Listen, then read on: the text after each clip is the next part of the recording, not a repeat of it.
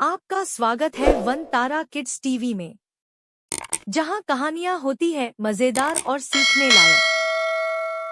वृंदावन की पवित्र भूमि, जहां हर कोना कृष्णमय है। यही वह स्थान है जहां भगवान श्री कृष्ण ने अपने बाल्यकाल में अनेक लीलाएं रची। उनमें से एक है गोवर्धन लीला। यह कहानी न केवल एक चमत्कारिक घटना है, बल्कि यह हमें प्रकृति, भक्ति और अहंकार पर विजय का भी संदेश देती है। गोकुल और वृंदावन में हर वर्ष इंद्र देव की पूजा होती थी। गांव वाले मानते थे कि इंद्र की कृपा से ही वर्षा होती है और अन्नजल की प्राप्ति होती है। नंद बाबा, यशोदा मैया और अन्य ग्वाले मिलकर इंद्र की पूजा हेतु भव्य आयोजन करते। एक बार श्री कृष्ण ने यह सब देखा। उन्होंने नंद बाबा से पूछा, बाबा, हम इंद्र की पूजा क्यों करते हैं? नंद बाबा बोले, वत्स, इंद्र देवता वर्षा करते हैं, जिससे हमारे खेत लहलहाते हैं, इसलिए हम उनकी पूजा करते हैं। परंतु बालक कृष्ण ने प्रश्न किया, हमारे खेतों को वर्षा की आवश्यकता होती है, लेकिन क्या इंद्र ही इसके एकमात्र कारण है? क्या प्रकृति, धरती, गोवर्धन पर्वत और हमारी मेहनत का कोई महत्व नहीं? नंद बाबा और गांव वाले इस बात पर विचार करने लगे। कृष्ण ने समझाया, इंद्र केवल एक देवता है, लेकिन गोवर्धन पर्वत हमें घास, जल, पशुचारा और छाया देता है। गायें वहां चरती हैं, हमारी खेती उस पर निर्भर है, हमें उसी की पूजा करनी चाहिए। गांव वाले कृष्ण की बातों से प्रभावित हुए और इस बार इंद्र पूजा की जगह गोवर्धन पूजन का आयोजन किया गया। सभी ग्वालबाल, महिलाएं और पुरुष उत्साह से पर्वत की परिक्रमा करने लगे, भोग लगाए और गायों को सजाया। जब इंद्र को यह ज्ञात हुआ कि वृंदावन वासियों ने उनकी पूजा बंद कर दी और एक छोटे से बालक कृष्ण की बात मान ली, तो वह क्रोधित हो उठे। मुझे अपमानित किया गया है। अब मैं इन अहंकारी ग्वालों को वर्षा से दंड दूंगा। उन्होंने अपनी क्रोध से भरी काल मेघों को बुलाया और वृंदावन पर मूसलधार वर्षा शुरू कर दी। तेज हवाएं, बिजली की कड़क और जल प्रलय जैसी स्थिति उत्पन्न हो गई। पूरा गांव डूबने लगा। पशु पक्षी डर से इधर उधर भागने लगे।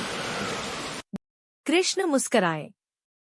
उन्होंने सबको आश्वासन दिया, डरिए मत, मैं हूं ना। कृष्ण गोवर्धन पर्वत के पास पहुंचे और अपनी छोटी अंगुली, कनिष्ठिका, पर पूरे पर्वत को उठाया। यह देखकर सभी आश्चर्यचकित रह गए। उन्होंने पर्वत को एक विशाल छत की तरह उठा रखा था। सब लोग पर्वत के नीचे आ जाओ, यह तुम्हें वर्षा से बचाएगा। सभी गांव वाले, गायें, पशु पक्षी गोवर्धन पर्वत के नीचे आकर सुरक्षित हो गए।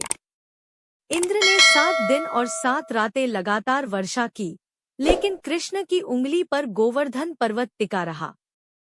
न तो उनकी उंगली थकी, न पर्वत हिला। गांव वाले आश्वस्त होकर कृष्ण की भक्ति में लीन हो गए। अंततः इंद्र को समझ में आ गया कि यह कोई साधारण बालक नहीं है, यह तो स्वयं नारायण है। उनका अभिमान चूर चूर हो गया। वह धरती पर आए, हाथ जोड़कर श्री कृष्ण से क्षमा मांगी। हे प्रभु, मैं आपको पहचान न सका। मेरे अभिमान ने मुझे अंधा कर दिया। कृपया मुझे क्षमा करें। कृष्ण ने उन्हें क्षमा किया और कहा, असली देवता वही है जो अहंकार से मुक्त हो, जो दूसरों की सेवा करे।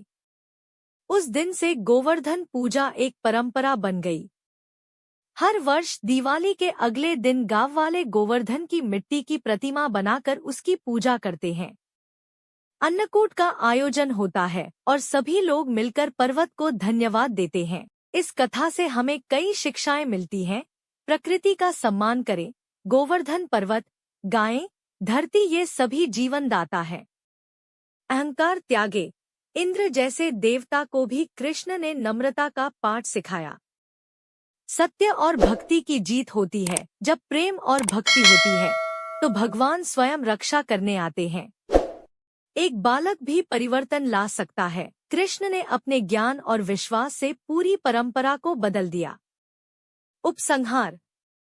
श्री कृष्ण की गोवर्धन लीला एक अमर गाथा है। यह केवल एक चमत्कार नहीं, बल्कि एक आदर्श है कि कैसे एक व्यक्ति अपने विचारों और आचरण से समाज में बदलाव ला सकता है। आज भी वृंदावन की भूमि पर गोवर्धन पर्वत मौजूद है और लाखों श्रद्धालु उसकी परिक्रमा करके अपने जीवन को धन्य करते हैं। हमारी यह कहानी पसंद आई हो तो हमारे चैनल को लाइक करें, शेयर करें, सब्सक्राइब करें और हाँ, बेल आइकन को दबाना ना भूलिए।